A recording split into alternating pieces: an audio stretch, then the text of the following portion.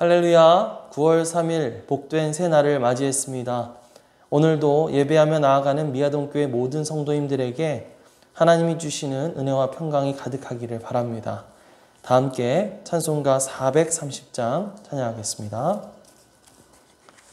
주와 같이 길 가는 것 즐거운 일 아닌가. 우리 주님 걸어가신 발자취를 밟겠네. 한 걸음 한 걸음 주 예수와 함께 날마다 날마다 우리 걸어가니. 옛 선지자의 녹같이 우리들도 천국에 들려 올라갈 때까지 주와 같이 걷겠네. 한 걸음 한 걸음 주 예수와 함께 날마다 날마다 우리 걸어가니. 다 함께 한 마음으로 공동 기도를 드리시겠습니다. 오늘도 새날을 허락하여 주신 하나님 아버지 감사합니다. 하나님께서 나의 삶의 반석이 되시고 소망이 되시는 것을 믿습니다. 오늘도 하나님만 믿고 의지합니다. 우리의 삶을 보호하시고 선한 삶으로 복된 삶으로 인도하여 주옵소서. 세상에 어려운 일이 많을지라도 참 포도나무 되신 예수님께 꼭 붙어 있어 주님의 생명으로 승리하는 삶을 살게 하여 주옵소서. 주 하나님 아버지, 미아동교회 모든 성도들이 예수님을 잘 믿고 주의 은혜와 복을 받게 하여 주옵소서. 가정에서나 일터에서나 어디에서든지 하나님의 자녀로 거룩한 삶을 살아가게 하옵소서. 빨리 코로나가 물러가게 하시고 모든 사람들이 일할 수 있게 하시며 교회에 모여서 예배드릴 수 있게 하옵소서. 고립되기 쉬운 때입니다. 서로 돌아보고 사랑할 수 있게 하여 주옵소서. 건강하게 하시고 몸이 아픈 성도님들을 치유하여 주옵소서. 성도들의 일터와 사업장을 축복하여 주옵소서. 예수님의 이름으로 기도드립니다. 아멘. 오늘 성경 말씀은 마가복음 4장입니다. 4장.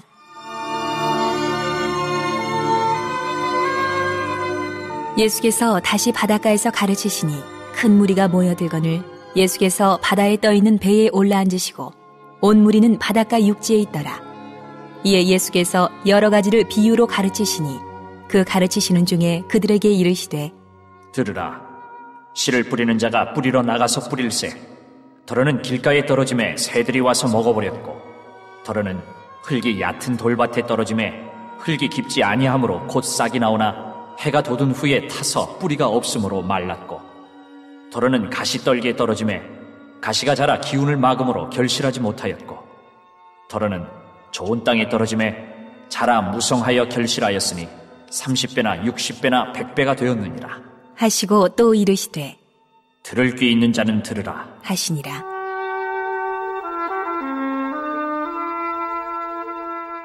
예수께서 홀로 계실 때에 함께한 사람들이 12 제자와 더불어 그 비유들에 대하여 물으니 이르시되 하나님 나라의 비밀을 너희에게는 주었으나 외인에게는 모든 것을 비유로 하나니 이는 그들로 보기는 보아도 알지 못하며 듣기는 들어도 깨닫지 못하게 하여 돌이켜 죄사함을 얻지 못하게 하려 함이라 하시고 또 이르시되 너희가 이 비유를 알지 못할진대 어떻게 모든 비유를 알겠느냐. 뿌리는 자는 말씀을 뿌리는 것이라. 말씀이 길가에 뿌려졌다는 것은 이들을 가리킴이니 곧 말씀을 들었을 때에 사탄이 즉시 와서 그들에게 뿌려진 말씀을 빼앗는 것이요 또 이와 같이 돌밭에 뿌려졌다는 것은 이들을 가리킴이니 곧 말씀을 들을 때에 즉시 기쁨으로 받으나 그 속에 뿌리가 없어 잠깐 견디다가 말씀으로 인하여 환난이나 박해가 일어나는 때에는 곧 넘어지는 자요 또 어떤 이는 가시떨기에 뿌려진 자니 이들은 말씀을 듣기는 하되 세상의 염려와 재물의 유혹과 기타 욕심이 들어와 말씀을 막아 결실하지 못하게 되는 자요 좋은 땅에 뿌려졌다는 것은 곧 말씀을 듣고 받아 30배나 60배나 100배의 결실을 하는 자니라.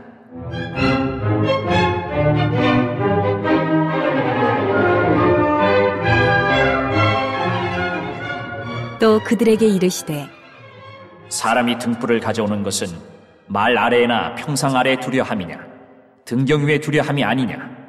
드러내려 하지 않고는 숨긴 것이 없고 나타내려 하지 않고는 감추인 것이 없느니라. 들을 귀 있는 자는 들으라. 또 이르시되 너희가 무엇을 듣는가 스스로 삼가라. 너희의 헤아리는 그 헤아림으로 너희가 헤아림을 받을 것이며 더 받으리니 있는 자는 받을 것이요 없는 자는 그 있는 것까지도 빼앗기리라. 또 이르시되 하나님의 나라는 사람이 씨를 땅에 뿌림과 같으니 그가 밤낮 자고 깨고 하는 중에 씨가 나서 자라되 어떻게 그리 되는지를 알지 못하느니라.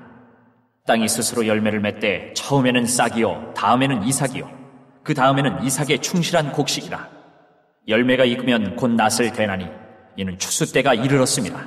또 이르시되 우리가 하나님의 나라를 어떻게 비교하며 또 무슨 비유로 나타낼까? 겨자씨 한 알과 같으니 땅에 심길 때에는 땅 위의 모든 씨보다 작은 것이로되 심긴 후에는 자라서 모든 풀보다 커지며 큰 가지를 내나니 공중의 새들이 그 그늘에 깃들일 만큼 되느니라. 예수께서 이러한 많은 비유로 그들이 알아들을 수 있는 대로 말씀을 가르치시되 비유가 아니면 말씀하지 아니하시고 다만 혼자 계실 때에 그 제자들에게 모든 것을 해석하시더라. 그날 저물 때에 제자들에게 이르시되 우리가 저편으로 건너가자 하시니 그들이 무리를 떠나 예수를 배에 계신 그대로 모시고 가매 다른 배들도 함께 하더니 큰 광풍이 일어나며 물결이 배에 부딪혀 들어와 배에 가득하게 되었더라. 예수께서는 고물에서 베개를 베고 주무시더니 제자들이 깨우며 이르되 선생님이여, 우리가 죽게 된 것을 돌보지 아니하시나이까? 하니 예수께서 깨어 바람을 꾸짖으시며 바다더러 이르시되 잠잠하라 고요하라 하시니 바람이 그치고 아주 잔잔하여지더라. 이에 제자들에게 이르시되 어찌하여 이렇게 무서워하느냐? 너희가 어찌 믿음이 없느냐? 하시니 그들이 심히 두려워하여 서로 말하되 그가 누구이기에 바람과 바다도 순종하는가? 하였더라. 예수님은 말씀을 전하실 때 여러 가지 비유를 통해서 전하셨습니다. 그 중에서 가장 대표적인 비유가 바로 씨 뿌리는 자의 비유입니다. 1절부터 9절까지의 말씀에 이 씨 뿌리는 자의 비유가 나와 있습니다. 씨를 뿌리는 사람이 씨를 뿌리러 갔는데 그 씨가 덜어는 길가에, 덜어는 돌밭에, 그리고 가시떨기에, 그리고 좋은 땅에 떨어졌습니다. 그러나 길가에 떨어진 씨앗은 새들에게 먹혀버렸고 돌밭에 떨어진 씨앗은 흙이 깊지 않아 그 뿌리가 곧 말라버렸습니다. 가시떨기에 떨어진 씨앗은 가시 때문에 기운이 막혀 결실하지 못했습니다. 하지만 좋은 땅에 떨어진 씨앗은 무성하게 결실을 맺었다는 그런 이야기죠. 예수님은 제자들에게 이 비유를 설명해 주십니다. 이 씨앗은 예수님의 말씀을 의미하죠. 그런데 길가와 같은 마음을 가진 사람들은 이 말씀을 듣기는 하지만 그 즉시 사탄에 의해 말씀이 빼앗겨져 버립니다. 당시 수많은 종교 지도자들이 그랬죠. 예수님으로부터 하나님의 메시지를 받기를 거절했던 것입니다. 예수님을 따랐던 사람들 중 수많은 무리들이 바로 이 돌밭과 같은 마음을 가진 사람들이었습니다. 그들은 그분의 메시지를 믿긴 했지만 그 말씀대로 살지는 않는 그런 사람들입니다. 가시떨기 땅과 같은 사람들도 있었습니다. 그들은 여러 가지 염려와 물질주의의 유혹 때문에 하나님을 위해서 살기를 결국 포기해버린 그런 사람들을 말하죠. 자, 이들에게 어떤 결실이 있었을까요? 아니요. 그들에게는 어떠한 결실도 기대할 수 없었습니다. 그러나 좋은 땅과 같은 마음을 가진 그런 사람들이 있습니다. 이들은 예수님을 영접하고 그분의 말씀을 들으며 또 순종하는 사람들이죠. 그들은 어떠한 대가를 치르더라도 예수님의 말씀이 자신의 삶에서 30배, 60배, 100배의 결실을 맺도록 그분을 따르는 그런 사람들입니다. 예수님의 시대에 예수님을 바라보는 시선은 참으로 다양했습니다. 미움도 있었고 의심도 있었고 또 믿음도 있었습니다. 그런데 그건 오늘날에도 마찬가지인 것 같아요. 누구에게나 같은 씨앗, 같은 말씀, 같은 메시지가 전해지죠. 그러나 예수님은 결실의 대답이 그 메시지에 달려있는 것이 아니라 그것을 받아들이는 우리의 마음밭에 달려있다고 말씀하십니다. 지금 우리는 어떤 마음밭을 가지고 있습니까? 우리의 마음밭을 좋은 땅, 다시 말하면 순종의 땅, 믿음의 땅으로 일구어 나갈 수 있었으면 좋겠습니다. 그래서 그 말씀의 씨앗을 잘 틔워서 풍성한 열매를 맺어 나갈 수 있는 저와 여러분이 되기를 간절히 소망합니다. 예수님께서 들려주신 또 하나의 비유는 26절 이하에 나오는 바로 하나님 나라의 비유죠. 영적인 성장의 과정을 식물의 성장에 빗대어서 비유하셨습니다. 앞에서도 예수님이 씨 뿌리는 자의 비유를 말씀하시긴 했는데 하나님 나라도 사람이 씨를 땅에 뿌리는 것과 같다는 것입니다. 그런데 일단 씨앗을 뿌려두면 뿌린 사람이 자고 일어나는 사이에 어느덧 씨가 자라서 싹을 틔우고 또 이삭이 생기고 열매가 생긴다는 거죠. 그리고 추수 때가 되어서 그 열매를 거두게 된다는 그런 말씀을 하고 있습니다. 자, 마찬가지로 하나님의 나라도 준비된 마음이라고 하는 좋은 땅에 뿌리 내리는 깨달음의 씨앗과 함께 한 사람의 삶 속에서 시작됩니다. 그리고 그 씨는 싹을 틔우고 강한 믿음으로 자라나게 되죠. 어떻게 그런 일이 일어나게 되는 건지 뿌린 사람은 알지 못합니다. 이것은 하나님이 하시는 일이고 또 하나님의 책임이죠. 하나님은 우리에게 씨를 뿌리게 하시지만 그 씨앗을 자라나게 하시는 것은 바로 하나님이 하신다는 것입니다. 우리가 사람들을 만나고 또 그들에게 복음의 씨앗을 뿌릴 때 잊지 말아야 할 것이 바로 이것입니다.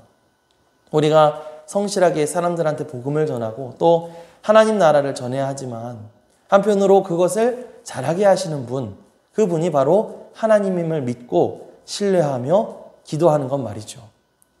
때로는 우리가 복음을 전하면서 또 여러 가지 사역들을 해나가면서 또 그리스도인으로서의 삶을 살아가면서 어떤 결과가 보이지 않는다고 지치고 낙심할 때가 많이 있잖아요. 특히 요즘과 같은 상황에는 더 지치고 더 낙심하기가 쉬운 것 같습니다. 하지만 우리가 계속해서 하나님을 신뢰하며 나아간다면 우리가 보지 못하는 새 싹이 자라나고 또 열매 맺게 하시는 하나님을 언젠가 경험하게 될 줄 믿습니다. 30절 이하 말씀에 나타나는 또 하나의 비유는 바로 겨자씨 한 알에 대한 비유입니다. 겨자씨는 아주 작은 씨앗이죠. 그러나 그것이 자라서는 큰 가지를 내고 공중의 새들이 깃들일 만큼 그렇게 크게 성장한다는 것입니다. 어떤 사람은 여기다 대고 겨자씨가 세상에서 가장 작은 씨는 아니잖아요. 이렇게 항의하는 사람도 있는데 예수님은 어떤 과학적인 진술을 말씀하려고 하신 것이 아니라 이 작은 씨에서부터 크게 성장한 식물의 어떤 상대적인 크기에 대해서 이야기하신 것이죠. 이 마가복음을 읽는 사람들한테 이 겨자씨의 비유는 적잖은 위로를 안겨주었을 것입니다. 이 이야기가 쓰여진 당시의 제자들은 그리고 초기의 그리스도인들은 또 숫자도 적었을 뿐만 아니라 로마와 예루살렘 사람들에게 박해를 받고 있는 그런 상황이었습니다.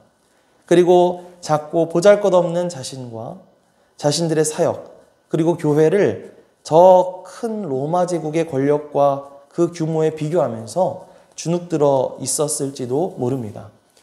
하지만 예수님은 그때 당시에 보잘것없어 보였던 그 하나님의 나라가 겨자씨처럼 놀랍게 성장해 나갈 것이라고 말씀하시는 것이죠. 그 나라의 시작은 작지만 곧 성장해서 엄청난 결과를 낳게 될 것이라고 말입니다. 실제로 우리는 세계 변방의 작은 그리스도인 공동체인 교회가 지난 2000년 동안 어떻게 자라왔고 또 하나님 나라가 얼마나 그 영역을 전 세계적으로 넓혀가는지 알고 있습니다. 우리가 때로 예수님을 믿으면서 외로운 싸움을 해야 할 때도 있죠. 또 혼자 되었다고 느낄 때도 많이 있습니다. 그러나 하나님께서 여러분의 겨자씨와 같은 믿음을 통해서도 큰 일들을 해 나가실 것임을 믿습니다. 오늘 우리가 가진 작은 믿음을 통해서도 하나님 나라가 굳건히 세워져 나갈 수 있도록 기대하며 또 기도하는 저와 여러분이 되기를 간절히 간절히 소망합니다. 35절 이하 말씀을 보면 예수님의 요청으로 배를 타고 제자들이 갈릴리 바다 건너편으로 가게 되죠. 그런데 그 제자들은 바다 가운데서 큰 광풍을 만납니다. 물이 배에 가득 차올라서 배가 침몰하기 직전에 있었습니다. 그런데 예수님은 쿨쿨 잠만 주무시는 거예요. 제자들은 두려워서 예수님을 깨웁니다. 예수님은 어떻게 하셨을까요? 예수님은 두려워하는 그들의 믿음을 책망하시고 바다를 잠잠하게 하셨다는 그런 이야기죠. 제자들은 예수님을 배에 모시고 있었음에도 불구하고 두려워했던 것을 우리는 볼 수가 있습니다. 왜 그럴까요? 그것은 그들이 예수님을 잘 알지 못했고 또 예수님을 믿지 못했기 때문입니다. 41절 말씀을 보시면요. 제자들이 그가 누구이기에 바람과 바다가 순종하는가? 이렇게 물어요. 제자들은 예수님을 여태까지 따르면서도 아직 몰랐던 거예요. 예수님이 어떤 분이신지 알고 또 예수님을 신뢰할 수 있다면 어떤 상황에서도 두려워하지 않았을 겁니다. 우리도 마찬가지로 신앙생활 하면서 또 교회 다니면서도 이 두려운 마음이 들 수 있어요. 그것은 우리가 교회는 다니고 예배는 드리지만 제자들처럼 여전히 예수님이 어떤 분이신지 잘 알지도 못하고 또 실제적으로 마음 깊은 곳에서부터 오는 믿음이 없기 때문에 그렇습니다. 이 시간 여전히 여러 가지 삶의 문제로 인해서 두려워하는 분이 계시다면 이 기도의 시간을 통해 진짜 예수님을 만나게 해달라고 간구하시기 바랍니다.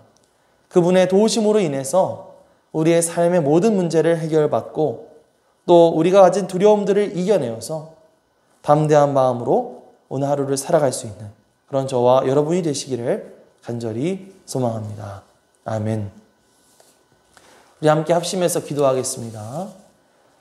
첫 번째로 하나님, 우리가 인생의 풍랑을 만났을 때 더욱 예수님을 깊이 믿고 의지함으로써 두려움을 이기고 승리하게 하옵소서 기도해 주시고 또 하나님, 우리 교회 모든 성도님들 가정마다 은혜 베풀어 주시고 코로나의 어려움 가운데서도 영육 간의 강건함을 주시옵소서.